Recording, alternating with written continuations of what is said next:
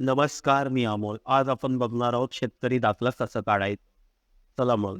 इकडे टाईप करायचं आपले सरकार. त्यानंतर इकडे क्लिक करायचं आहे. इकडे तुम्हाला एक पहिलेच ऑप्शन येईल आपले सरकार. तिथे टिक करायचं आहे. त्यानंतर तुम्हाला ऑलरेडी लॉग इन पासवर्ड हे न्यू रजिस्ट्रेशन करून ठेवायचं. मी अगोदरच करून ठेवलं आहे, म्हणून मी डायरेक्ट इथे पासवर्ड टाकतोय. ठीक आहे. पासवर्ड टाकल्यानंतर तुम्हाला इथे कॅप्चा टाकायचा आहे. कॅप्चा टाकून घेतो मी पहिले. त्याच्यानंतर तुम्ही जे रजिस्टर करताना जी डिस्ट्रिक्ट निवडलेली ते टाकायचं आहे. लॉग इन करायचं आहे. लॉग इन झाल्यानंतर तुम्हाला इकडे अगोदर मराठी निवडायचं आहे. मराठी निवडल्यानंतर तुम्हाला इकडे यायचं आहे. महसूल विभागमध्ये टिक करायचा आहे. त्याच्यानंतर इथं निवडीचा ऑप्शन येईल, निवडा. महसूल सेवा निवडायचा आहे. आता तुम्हाला शेतकरी असल्याचा दाखला काढायचा आहे. इथे टिक करायचं आहे. पुढे जायचं आहे. साईड लोड होत आहे. ठीक आहे. इकडे मी ऑलरेडी एक ॲप्लिकेशन केलेलं आहे, पण तो मी पूर्ण कंप्लीट नाही केला. मी आता दुसरं करतो. इथं सर्व्हिस लिस्टमध्ये टिक करायचं आहे. त्याच्यानंतर इथे ऑप्शन असेल बघा, सर्व प्रकारचे दाखले दिले जातील. शेतकरी असल्याच्या दाखल्यावर टिक करायचं आहे. तुम्हाला बघा ओळखीचा पुरावा 1 लागेल, पत्त्याचा पुरावा 1 लागेल, इतर दस्तर 7/12 किंवा 8 उतारा लागेल आणि घोषणापत्र आणि इतर कागदपत्र लागतील. ठीक आहे. मग पुढे जाऊया. इथं टिक करायचं आहे. गेल्यानंतर इकडे आता मी ऑलरेडी ज्यांच्या नावाने काढायचं आहे ते टाकलेलं आहे. ठीक आहे. त्याच्यानंतर त्यांच्या वडिलांचं नाव टाकायचं आहे.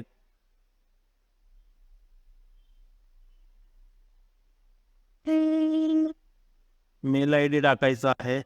मेल आय डी पण व्यवसाय शेतमजूर टाकायचा आहे. आधार क्रमांक असेल तर आधार क्रमांक टाकायचा असेल आणि इकडे ॲड्रेस टाकायचा आहे.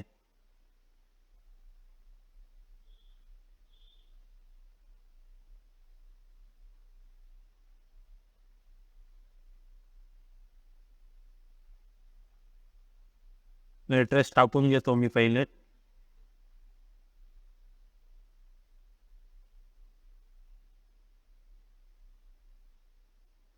ॲड्रेस टाकतोय.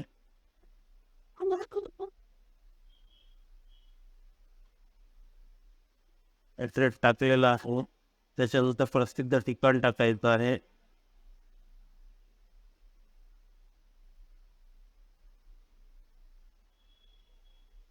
टाकलेलं आहे. डिस्ट्रिक्ट, आता माझं डिस्ट्रिक्ट वेगळं आहे, राहण्याचं ठिकाण वेगळं आहे, म्हणून मी इकडे येणार. ठाणे निवडणार. तालुका उल्हासनगर, उल्हासनगर महानगरपालिका. पिनकोड आलेला आहे. शहरी आहे, ग्रामीण आहे. आपलं शहरी आहे. प्रभाग असल्यास प्रभाग टाकायचा आहे किंवा ग्रामीण निवडायचा आहे. ठीक आहे. त्याच्यानंतर आता बघा, जमिनी जमा ज्याच्या नावाने ऑलरेडी 7/12 असेल त्याची इथं डिटेल टाकायचं आहे. जर नसेल तर आता समजा ज्यांचं मी काढत आहे त्यांच्याशी माझं नातं काय त्यांची जर, ठीक आहे. आता माझं नाव आहे अमोल. आता माझ्या वाईफचं काढायचं असेल तर पण ज्याच्या नावाने 7/12 आहे, 8 आहे, त्यांची इथे डिटेल टाकायची आहे. ठीक आहे. आता माझं नातं काय त्यांच्याशी, मी पती आहे त्यांचा, म्हणून माझी डिटेल इकडे येईल. कुठे जमीन आहे त्याचं हे टाकायचं आहे. गाव टाकायचं आहे. गाव निवडून घेतो.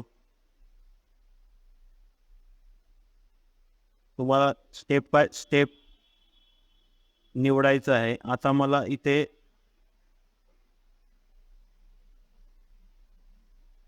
अलिबागचा पिनकोड टाकायचा आहे. ज्या गावाचा आहे त्या गावाचा पिनकोड टाकायचा आहे मला. 1 मिनिट हा.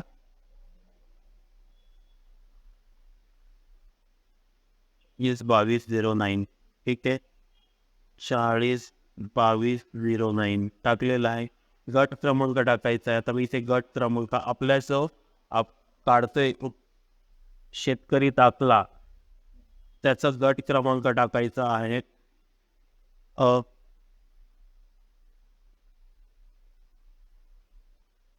इथे गट क्रमांक टाकलेला आहे. जमिनीचं क्षेत्रफळ आता 2 गुंठे आहे, तर इथे 2 गुंठे निवडायचं आहे. इतर गावात तुमची जमीन आहे का? माझी इतर गावात जमिनी नाही. आता जर आपल्या वाईफचं काढायचं असेल तर इथं नातं निवडायचं. आता समजा माझी आई असेल, आईचं जर अर्ज करत असेल तर आई निवडायचं आहे. पण माझ्या वाईफचं काढतोय म्हणून मी पती निवडला आहे. ठीक आहे. जर समजा हा दाखला तिच्या आईचं असतं तर आई, आजी असते आजीबा, काका दीर, नातू पुतण्या. आता मी पती आहे म्हणून पती टिक केलेला आहे. इथं समावेश करायचा आहे, पुढे जायचं आहे. तुमचं पहिले हे झालेलं आहे. ठीक आहे. ओके करायचं आहे. ठीक. आता तुम्हाला इकडे डॉक्युमेंट फिलअप करायचे आहेत. चला तर आपण बघूया डॉक्युमेंट कसे अपलोड करायचे. बघा, तुम्हाला इकडे दिसेल आय-डी दिसेल, शेतकरी असल्याचं दाखल्याचं नाव असेल. इकडे तुम्हाला पहिले फोटो घ्यायचा आहे. फोटोची साईज बघून घ्या. ही 160 पिक्सल पाहिजे आणि उंची 200 ते 212 पाहिजे. ठीक आहे. पहिले फोटो एडिट करून घ्या. फोटो पण टाकताना खूप घेतलाय लवकर, त्याच्यामुळे पहिले फोटो एडिट करून घ्यायचा. तर मी इथे ऑलरेडी फोटो एडिट करून घेतलाय म्हणून मी इथं टाकून घेतो. बघा, माझा फोटो टाकलेला आहे. जसं फोटो टाकला, अपलोड झालेला आहे. त्याच्यानंतर पॅन कार्ड कॉपी टाकायची आहे तुम्हाला. पॅन कार्ड कॉपीमध्ये इथे पॅन कार्ड टाकायचं आहे. पॅन कार्ड तुम्हाला जो तुमच्याकडे असेल ते टाकायचं आहे. मी पॅन कार्ड टाकून घेतो. बघा, पॅन कार्ड अपलोड झालेला आहे माझा. त्यानंतर तिसरा ऑप्शन आहे तुमच्याकडे पत्त्याचा ॲड्रेस आहे. आता पत्त्याचा ॲड्रेस मी मतदाराचा टाकतो इथे. ठीक आहे. इकडे आलो.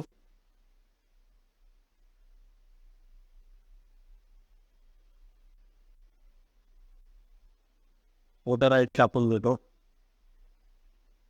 टाकलेला आहे. आधी ठीक आहे. आता 7/12ची माहिती घ्यायची. इथं 7/12 टाकायचं आहे. मी इथं टाकतो 7/12. तू करते इकडे आल्यानंतर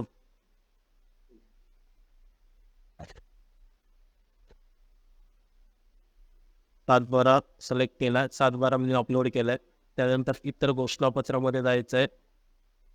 इतर घोषणापत्र मी ऑलरेडी अटेंड करून ठेवलेलं आहे. सेल्फ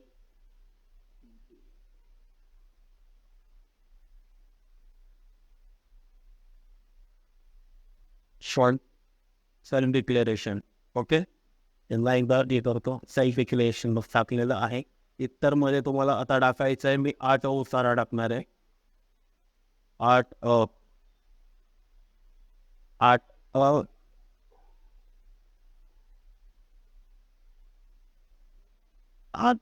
8 टाकलेला आहे. ठीक आहे. आता माझे डॉक्युमेंट सबमिट झालेले आहेत. मी इथे बघा अपलोड डॉक्युमेंट करतो.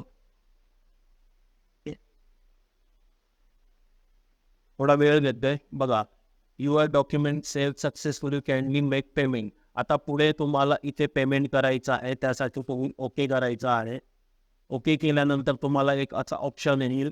बघा, इथे तुमचं transaction I D, agriculture certificate, now, very, government fee 10 आणि सर्व्हिस चार्जेस ₹30, GST मिळून टोटल ₹33.60 होतात. ते कन्फर्म करतो पेमेंट करण्यासाठी आणि मी इकडे येतो. क्रेडिट याच्यामध्ये टिक करतो. तुम्हाला इकडे यायचं आहे, टिक करायचं आहे. प्रोसेस पेमेंटवर क्लिक करायचं आहे. ठीक आहे. टिक केल्यानंतर तुम्हाला बघा गुगल पेचा पण ऑप्शन येईल. तुम्ही इथे काय करायचं आहे, QR वर क्लिक करायचं आहे. ठीक आहे. हे बघा, शो कोड वर क्लिक करायचं आहे. ठीक आहे. टिक केल्यानंतर तुम्हाला तुमच्या तुम्ही बघू शकता. तिथे बघा मला पॉपअप येईल एक. हे बघा, हा पॉपअप आलेला आहे आणि माझं ॲप्लिकेशन सबमिट झालेलं आहे. आता तुम्ही आहे ना बॅक डॅशबोर्डवर जाऊन चेक करू शकता तुमचं प्रोसेस झाली की नाही बघा. मग डाउनलोड तुम्ही इथून रिसीव्ह करू शकता. आणि हा बघितला पहिलेवाला जो आहे तो फेल झालेला आहे म्हणून मी सेकंड निवडला आहे. आता मला 15 दिवस प्रोसेसला लागतील. ठीक आहे. असा फॉर्म भरला जातो शेतकरी दाखल्याचा आणि तुम्हाला 15 दिवसात तो डॉक्युमेंट येतो.